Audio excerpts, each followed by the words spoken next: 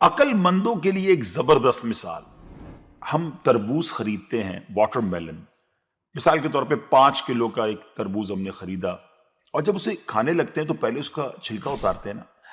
5 کلو میں سے کم از کم 1 کلو کا تو چھلکا نکل جاتا ہوگا، یعنی آلموسٹ 20%، 20% تو کم ہو جاتا ہے. مگر کیا کبھی ہمیں افسوس ہوتا ہے اس کا؟ کیا ہم سوچتے ہیں کہ ہم نے تو تربوز چھلکے کے ساتھ خریدا ہے، چلو آج چھلکے کے ساتھ ہی کھا لیتے ہیں؟ ایسا نہیں کرتے نا. اسی طرح مالٹے کا بھی حال ہے کہ ہم خوشی خوشی سے اس کا چھلکا اتار دیتے ہیں، حالانکہ ہم نے چھلکے سمیت خریدا ہوتا ہے، مگر اس چھلکے کو پھینکتے ہوئے ہمیں کوئی تکلیف نہیں ہوتی.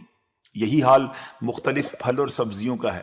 اچھا، ہم چکن بھی تو خریدتے ہیں، زندہ ثابت، اسی کو تولتے ہیں، تلواتے ہیں، پیسے دیتے ہیں، مگر جب کھانے کی باری آتی ہے، پکانے کی باری آتی ہے تو اس کے بال، اس کی خال، اس کی آلائشیں نکل جاتی ہیں تو ویٹ تو کم ہو جاتا ہے، مگر کبھی اس پر دکھ ہوتا ہے؟ نہیں نا. تو پھر 40,000 میں سے 1,000 دینے پر، 1,00,000 میں سے صرف 2,500 دینے پر ہمیں کیوں بہت تکلیف ہوتی ہے؟ حالانکہ یہ صرف 2.5% تو بنتا ہے، یعنی 100 روپے میں سے صرف 2.5 روپے.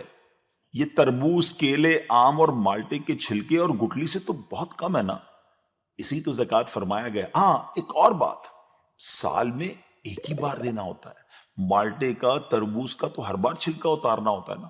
یہ 100 روپے میں سے 2.5 روپے یا 1,00,000 میں سے 2,500 روپے سال میں ایک ہی بار دینا ہوتا ہے، اور اسی کو زکوٰۃ کہا گیا.